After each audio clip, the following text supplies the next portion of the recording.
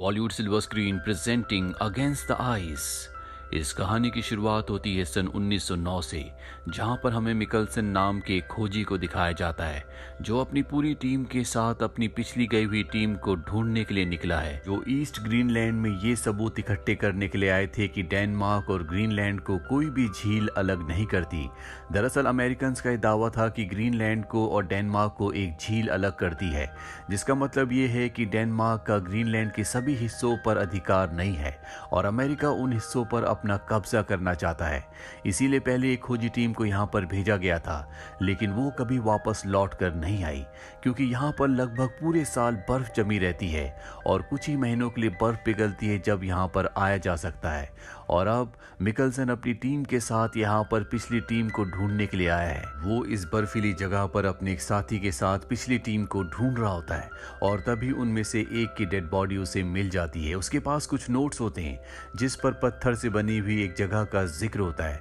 ये एक ऐसी जगह होती है जहां पर खोजकर्ता सबूत छुपा देते हैं। मिकलसन उस तरफ नहीं जा पाता क्योंकि उसके साथी की तबीयत बहुत ज्यादा खराब हो जाती है, इसीलिए उसे अपने शिप पर वापस लौटना पड़ता है जहां पर उसके और भी साथी होते हैं। अब जो उसके साथ बर्फीली ठंड में बाहर गया था, उसके पैर की उंगलियों का खून जम जाता है, जिस वजह से उसकी पैर की उंगलियां काटनी पड़ती है। सब चाहते हैं कि इन्हें वापस जाना चाहिए, लेकिन इस वक्त पानी समंदर पूरी तरह से जमा हुआ है, इसीलिए यहाँ पर इन्हें कुछ और महीने रुकना होगा, बर्फ के पिघलने का इंतजार करना होगा। मिकलसन वापस नहीं लौटना चाहता, बल्कि वो पत्थर से बनी उस जगह पर जाना चाहता है जहां पर सबूत हो सकते हैं। मिकलसन अपने साथियों को कहता है कि हमें बिना सबूत के वापस नहीं जाना चाहिए, नहीं तो अमेरिका वाले हमारी जमीन पर कब्जा कर लेंगे। लेकिन कोई भी अपनी जान का रिस्क नहीं लेना चाहता, क्योंकि इन सब की फैमिलीज थी, सब के सब शादीशुदा थे। लेकिन यहाँ पर एक लड़का ऐसा होता है जिसका नाम आइविर है, लेकिन वो एक खोजी नहीं है, बल्कि वो इंजन को रिपेयर करता है। सब उसे कहते हैं कि तुम्हें मिकलसन के साथ जाना चाहिए। आइवियर ने मिकलसन के बारे में बहुत सुना होता है, हालांकि वो खोजी नहीं है, लेकिन वो आर्मी में सर्व कर चुका है, इसीलिए वो मिकलसन के साथ जाने के लिए तैयार हो जाता है। हालांकि मिकलसन को पता है कि आइवर को कोई भी नॉलेज नहीं है, लेकिन उसे अपना एक साथी चाहिए और ये दोनों के दोनों दो स्लेड लेकर स्लेड को डॉक्स खींचते हैं, यहाँ से अपने सफर पर निकल पड़ते हैं। ये दिन में सफर करते और रात को आराम। मिकलसन आइवर से बहुत कम ही बात किया करते थे और ज्यादातर अपने काम पर ध्यान देते थे। साथ ही वो जहां जहां से गुजर रहे थे उन सब के रिकॉर्ड्स, उन सब के डेटा अपने पास इकट्ठा कर रहे थे। कुछ दिन इनके इसी तरह से गुजर जाते हैं क्योंकि रास्ता बिल्कुल सपाट और सीधा था। और एक दिन जब ये लगातार आगे बढ़ रहे होते हैं तो आइवर अपने डॉग्स की स्लेड की स्पीड बढ़ा देता है, जिससे एक हादसा हो जाता है और उसका स्लेड एक खाई में गिर जाता है, जिस वजह से उसका जो लीड डॉग होता है उसकी मृत्यु हो जाती है। हालांकि आइवर को बताया गया था कि तुम्हें किसी भी डॉग से लगाव नहीं करना, क्योंकि इनके डॉग इस तरह के सफर पर अक्सर मारे जाते हैं। आइवर को उस डॉग से लगाव हो गया था, इसीलिए उसे बहुत दुख होता है। साथ ही इन दोनों ने 2 हफ्तों का राशन भी खो दिया। मिकलसन को इस बात से बहुत गुस्सा आता है, लेकिन अब वो कुछ नहीं कर सकता क्योंकि आइवर के अलावा कोई भी उसके साथ आना नहीं चाहता था। इसीलिए मिकलसन को आइवर के साथ ही आगे बढ़ना पड़ता है। ये लगातार बढ़ते हुए एक नदी तक पहुंच जाते हैं, जिसे पार करने के बाद ये आगे जाते हैं। आइवर मिकलसन से पूछता है कि आप इतना खतरनाक काम क्यों करते हैं, जहां आपको अकेले इस तरह के इलाकों में रहना पड़ता है। अगर यहाँ पर हमें कुछ हो गया तो हमें कोई देखने वाला, पानी पूछने वाला भी नहीं मिलेगा। दरअसल आइवर को नहीं पता होता कि ये साबित करना कितना जरूरी है कि डेनमार्क और ग्रीनलैंड को कोई भी नदी अलग नहीं करती, क्योंकि अगर ये साबित नहीं कर पाए तो अमेरिका इनके बहुत सारे इलाकों पर अपना कब्जा कर लेगा। मिकलसन आइवर के सवाल पर उसी से सवाल करता है कि तुम मैकेनिक का काम क्यों करते हो। आइवर कहता है क्योंकि मैं उस काम में अच्छा हूँ। मिकलसन कहता है मैं भी इस काम को इसलिए करता हूँ क्योंकि मैं इस काम में अच्छा हूँ, मुझे इस काम को करने में मजा आता है। एक रात को जब ये दोनों बैठे होते हैं तो आइवर एक फोटो को देख रहा होता है जो उसे कहीं मिल गई थी। इसमें बहुत सारी लड़कियां होती है जिनके बारे में आइवर को कुछ नहीं पता। उसने इन सब लड़कियों के बारे में अपनी इमेजिनेशन से इन सब के कुछ ना कुछ नाम रखे होते हैं। ये फोटो मिकलसन को दिखाता है और पूछता है कि आप इसमें से किस लड़की को चुनेंगे। कैप्टन मिकलसन उसे बड़े ध्यान से देखते हैं और उसमें से एक लड़की को चुनते हैं और कहते हैं कि मैं इसका नाम नाया रखूंगा। आइवर कहता है कि मैं ईश्वर से प्रार्थना करता हूं कि आप दोनों हमेशा साथ रहें। इसके बाद ये अपना सफर शुरू करते हैं। अब धीरे धीरे वक्त बीतता और इन्हें 1 महीना हो जाता है। वक्त बीतने के साथ इनका सफर और भी मुश्किल होता चला जाता है, जिस वजह से मिकलसन को बार बार गुस्सा आता है, लेकिन आइवर का बर्ताव ज्यों का त्यों रहता है। इनके बहुत सारे डॉग्स भी अब मारे जा चुके हैं और मरे हुए डॉग्स को ये दूसरे डॉग्स का भोजन बना देते हैं। हालांकि ये दोनों के दोनों थक चुके हैं, लेकिन लगातार ये अपने सफर पर आगे बढ़ते चले जाते हैं और इस तरह से इन्हें 84 दिन हो जाते हैं। आइवर को इस बात का बिल्कुल भी अंदाजा नहीं है कि इनका सफर कहाँ पर खत्म होगा। इसीलिए मिकलसन से कहता है क्या हमें वापस चलना चाहिए क्योंकि हमारा खाना खत्म हो चुका है। मिकलसन कहता है कि बिना सबूत के हम वापस नहीं जा सकते, हमें पत्थरों की दीवार तक, जिसे केन कहा जाता है, जिसे पिछले खोजीकर्ताओं ने बनाया था, जहां पर उन्होंने वो सबूत रखा है जो ये साबित करती है कि ग्रीनलैंड और डेनमार्क दोनों एक ही है।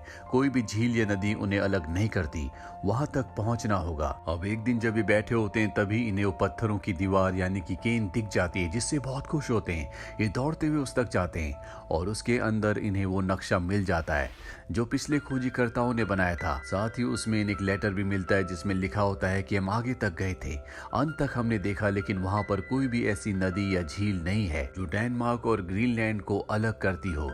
यहाँ पर पिछले खोजीकर्ताओं ने खाने की कुछ चीजें भी रखी होती है। ये दोनों के दोनों सबूत पाकर बहुत ज्यादा खुश हो जाते हैं क्योंकि यहाँ तक आने का इनका जो मकसद था वो अब पूरा हो चुका है। पिछले खोजियों ने जो इनसे 3 साल पहले यहाँ पर आए थे, उन्होंने यहाँ पर केन बनाकर सबूत इसलिए छोड़ दिया था क्योंकि उन्हें समझ में आ गया था कि वो यहाँ से जिंदा वापस नहीं लौट सकते और अगर कोई उन्हें ढूंढने के लिए आए तो यहाँ तक पहुंच जाए और उसे सबूत मिल जाए। हालांकि इनका खाना खत्म हो चुका था, लेकिन अब इन्हें यहाँ पर खाने की कुछ चीजें मिल जाती है जिसे खाने के बाद ये अब वापस अपने लोगों की तरफ बढ़ चलते हैं। लेकिन इन्हें अगस्त तक वापस पहुंचना होगा क्योंकि मिकलसन ने अपनी टीम से, अपने क्रू से कहा था कि अगर हम अगस्त तक वापस ना लौटे तो तुम सब यहाँ से चले जाना। अब ये लगातार अपने सफर पर आगे बढ़ते चले जाते हैं जहाँ पर इनके डॉग्स लगातार मर रहे होते हैं और एक दिन ये उसके मांस के टुकड़े को खाते हैं जिससे इन्हें फूड पॉइजन हो जाता है। पर इनकी किस्मत अच्छी होती है कि ये दोनों के दोनों जिंदा हैं। ये अपने सफर को एक बार फिर से शुरू करते हैं। रात को एक जगह पड़ाव डालते हैं जिसके बाद आइवर अगली सुबह शिकार करने के लिए बर्फ में निकल पड़ता है और जब वो खाली हाथ वापस लौटता है तो उसे डॉग के जोर जोर से भौंकने की आवाज आती है। वो समझ जाता है कोई ना कोई खतरा है। वो भागता हुआ अपने कैंप के पास पहुंचता, वो देखता है कि वहां पर एक बर्फीला भालू जो 3 डॉग्स को पहले मार चुका है, अब वो मिकलसन के ऊपर हमला कर रहा है। वो मिकलसन को मारने वाला होता है कि आइवर 2 गोली उस भालू को मारता है जिससे उस भालू की मौत हो जाती है। लेकिन अब मिकलसन पानी में गिर चुका है। आइवर किसी तरह से उसे पानी से बाहर निकालता है और इसके बाद वहीं पर अगले 2 दिनों तक मिकलसन के साथ रुकता है क्योंकि उसकी तबीयत बहुत ज्यादा खराब हो चुकी होती है। कैप्टन मिकलसन जब ठीक हो जाते हैं तो ये तय करते हैं कि ये अपने स्लेड को यहीं पर छोड़कर आगे का सफर तय करेंगे क्योंकि इतने भारी स्लेड को अब ये खींच नहीं सकते। ये दोनों के दोनों अपना सफर तय करते हैं। इनके सामने एक जमी हुई नदी आती है जिसे इन्हें पार करना है, पर अब कैप्टन मिकलसन को यकीन हो चुका है कि ये वापस नहीं पहुंच सकते। इसीलिए पत्थरों से ये वहां पर एक केन बनाते हैं जहां पर ये उस नक्शे को, जिस नक्शे को ये पीछे वाले केन से लेकर आए हैं, वहां पर रख कर अपने आगे के सफर पर बढ़ चलते हैं। ये बहुत मुश्किल से उस जमी हुई नदी को पार करते हैं। इन्हें अपने सफर पर आज पूरे 184 दिन हो चुके हैं। ये लगातार आगे बढ़ते चले जाते हैं और तभी इन्हें अपने शिप का टॉप दिखता है जिसे देखकर ये दोनों के दोनों बहुत खुश हो जाते हैं। ये अपने साथियों को आवाज लगाते हैं लेकिन इन्हें कोई भी जवाब नहीं देता क्योंकि सब के सब वापस जा चुके हैं और जिस जहाज का टॉप इन्होंने देखा था वो टूट चुका होता है। उसी की लकड़ी से इनके साथियों ने इनके लिए एक केबिन बनाया होता है जिसके अंदर इनका 1 साल का राशन भी रखा होता है। ये दोनों के दोनों अंदर चले जाते हैं। इन्हें बहुत दुख होता है कि इनके साथी वापस लौट गए, लेकिन यहाँ पर मिकलसन अपनी हिम्मत नहीं हारता। वो आइवर से कहता है कि हमें ढूंढने के लिए खोजी दस्ता जरूर आएगा, हमें बस सब्र रखना होगा। वहीं डेनमार्क में मिकलसन के उन साथियों को दिखाया जाता है जो वापस लौट चुके थे। वो सरकारी ऑफिसर्स के सामने होते जो उनसे पूछते हैं कि तुम उन दोनों को वहां पर छोड़कर क्यों आ गए। वो बताते हैं कि हमारा जहाज टूट चुका था, हमें वहां पर मछली पकड़ने वालों ने बचाया। अगर हम उनके साथ वापस लौट कर नहीं आते तो हम सब के सब मारे जाते। मैं चाहता हूं कि आप एक और खोजी दस्ते को वहां पर भेजें जो मिकलसन और आइवर को वापस ले आए। लेकिन जो सीनियर अधिकारी होते हैं वो कहते हैं कि इस खोज में पहले बहुत सारे लोगों की जान जा चुकी है, इसमें बहुत सारा पैसा खर्च हो चुका है और अब सरकार इसमें और पैसा और रिस्क नहीं ले सकती। वहीं मिकलसन और आइवर को दिखाया जाता है जिन्हें आज पूरे के पूरे 242 दिन हो चुके हैं। मिकलसन हमेशा आइवर को कहता है कि देखना, हमें वापस ले जाने के लिए यहाँ पर एक जहाज जरूर आएगा। यहाँ पर इनके लिए जो केबिन बनाया गया था उसमें इनके लिए खाने के लिए भरपूर चीजें थी। साथ ही इन्होंने गाना सुनने के लिए यहाँ पर एक रिकॉर्डर को भी ठीक कर लिया था। अब एक रात को जब मिकलसन सो रहा होता है तभी उसे सपना आता है कि जो पत्थरों का केन इन्होंने बनाया था जिसके अंदर सारे सबूत हैं, उसे एक बर्फीला भालू तोड़ रहा है। उसने सारे सबूतों को खराब कर दिया। मिकलसन डर के नींद से जाग जाता है और आइवर से कहता है कि हमें सबूतों को वापस लाना होगा, वहां पर सबूत सुरक्षित नहीं है। और ये सफर इनका 1 महीने का होने वाला था। ये खाने के सारे सामान को लेकर उस जगह पहुंच जाते हैं जहां पर केन था। केन के बहुत सारे पत्थर गिरे होते हैं। सच में यहाँ पर किसी भालू ने शायद हमला किया था, क्योंकि इसके अंदर इन्होंने कुछ खाना भी छोड़ा था और भूखा भालू खाने की खुशबू की वजह से पत्थरों को शायद गिरा रहा हो। मिकलसन पूरी तरह से डर जाता है, पर जब वो अंदर देखता है तो वहां पर सबूत अब भी ज्यों के त्यों होते हैं। इन्हें पाकर ये दोनों के दोनों बहुत खुश हो जाते हैं। आइवर मिकलसन से पूछता है कि आपको कैसे पता चला? मिकलसन कहता है कि सपनों का कोई ना कोई मतलब होता है। दरअसल ये अपनी जगह से 200 मील दूर आए थे और अब इन्हें जल्द से जल्द वापस पहुंचना होगा।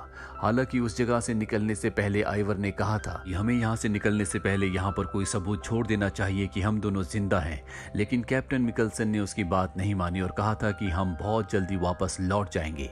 अब जब ये वापस लौटते हैं तो बर्फ पहले पिघल चुकी होती है और यहाँ पर इन्हें ढूंढने के लिए खोजी दस्ता आया था, लेकिन उन्हें यहाँ पर कोई नहीं मिला, जिस वजह से उन्होंने समझ लिया कि ये दोनों के दोनों मारे जा चुके हैं। इसका मतलब ये है कि अब इन्हें यहाँ पर वापस लेने के लिए कभी कोई नहीं आएगा। आइवर इस बात से पूरी तरह से टूट जाता है। अति मिकलसन को भी गुस्सा आता है। उसे एहसास होता है कि उन्हें यहाँ पर नोट छोड़कर जाना चाहिए था। अब क्योंकि इनका धीरे धीरे खाना भी पूरी तरह से खत्म हो रहा है, इसीलिए यहाँ पर मिकलसन की दिमागी हालत खराब होना शुरू हो जाती है। हर तरफ उसे वही फोटो वाली लड़की दिखती है जो आइवर ने उसे दिखाई थी, जिसमें उसने एक लड़की का नाम उसमें नाया रख दिया था। वो नाया से बात करता रहता है और आज इन्हें यहाँ पर पूरे 3 साल होने वाले हैं। वहीं हमें डेनमार्क में दिखाया जाता है जहां पर मिकलसन का जो दोस्त होता है, जिसने एक बार पहले भी इनके लिए मदद भिजवाई थी, वो एक बार फिर से अपने सीनियर ऑफिसर के पास जाता है और कहता है कि मुझे पूरा यकीन है कि मिकलसन और आइवर दोनों के दोनों जिंदा है, क्योंकि जब उन्हें ढूंढने के लिए मदद भेजी गई थी तो उन्हें उस केबिन के अंदर खाने पीने के जूठे बर्तन मिले थे, जिससे साबित होता है कि वो दोनों के दोनों जिंदा हैं। उनके पास सबूत हैं। हमें उन्हें लेने के लिए एक बार फिर से जाना चाहिए, लेकिन उसकी रिक्वेस्ट को पूरी तरह से खारिज कर दिया जाता है। वही हमें दिखाया जाता है कि मिकलसन और आइवर अब दोनों के दोनों पूरी तरह से थक चुके हैं। इन दोनों की उम्मीद पूरी तरह से टूट चुकी है, क्योंकि आज इन्हें पूरे 3 साल यहाँ पर बीत चुके हैं और कोई इन्हें दोबारा लेने के लिए नहीं आया। एक दिन आइवर मिकलसन को कहता है कि मैंने उसी फोटो वाली यानी कि नाया को अपने सपनों में देखा। इस बात से मिकलसन को बहुत गुस्सा आता है। वो उसके ऊपर हमला कर देता है और हमले में वो उस पर गोली भी चला देता है, जिससे इनके पास 2 गोलियों में से अब एक ही गोली बचती है। हालांकि आइवर की तरफ गोली जरूर चलाई थी, लेकिन वो इससे बाल बाल बच गया। अब ये कैप्टन मिकलसन को समझाता है। ये दोनों के दोनों अपने केबिन के अंदर चले जाते हैं और अगली सुबह इनका कोई दरवाजा नॉक करता है। इन्हें एहसास होता है कि बाहर कोई है। ये समझ जाते हैं कि बाहर कोई बर्फीला भालू है जो इनके ऊपर हमला करना चाहता है, इन्हें मारना चाहता है। ये अपनी बंदूक जिसमें एक ही गोली है उसे लेकर तैनात हो जाते हैं, दरवाजा खोलते हैं। पर इससे पहले कि गोली चलाते देखते हैं कि वहां पर कुछ लोग हैं जो इन्हें वापस लेने के लिए आए हैं। वो पानी की शिप से इन्हें वापस ले जाते हैं। डेनमार्क पहुंचने के बाद ये सारे सबूत अपने सीनियर ऑफिसर्स को दे देते हैं, जिससे साबित हो जाता है कि डेनमार्क और ग्रीनलैंड दोनों एक ही है। कोई भी बड़ी झील या नदी इन दोनों को अलग नहीं करती, जिसका मतलब ये है कि अमेरिका अब इनके किसी भी हिस्से पर कब्जा नहीं कर सकता, क्योंकि इनके पास सबूत हैं। ये दोनों के दोनों बहुत फेमस हो जाते हैं क्योंकि इन्होंने ऐसा काम किया है जो शायद ही कोई कर पाता। यहाँ पर कैप्टन मिकलसन से वो फोटो वाली लड़की भी मिलने आती है जिसका नाम उसने नाया रखा था। दरअसल इसे कैप्टन मिकलसन पहले से जानता था। ये दोनों एक दूसरे से प्यार करते थे। इस बारे में आइवर को नहीं पता था, पर अब आइवर को समझ में आ जाता है कि जब उसने कैप्टन मिकलसन को कहा था कि नाया उसके सपनों में आई थी तो क्यों उन्होंने उसके ऊपर गोली चलाई, क्यों वो अपना आपा खो बैठे थे। 1 साल बाद मिकलसन नाया से शादी कर लेते हैं। मिकलसन और आइवर जिंदगी भर दोस्त बन के रहते हैं और आइवर ने कभी भी दोबारा से उस बर्फीली जगह पर, जिसे आर्टिक कहा जाता है, वहां पर कदम नहीं रखा। अंत में इन दोनों की असली फोटो को भी दिखाया जाता है, जिससे हमें इनके असली चेहरे दिखते हैं। और इसी के साथ ये सच्ची कहानी जिसका नाम है अगेंस्ट द आइस यहीं पर खत्म हो जाती है। उम्मीद करते हैं कि ये कहानी आपको पसंद आई होगी।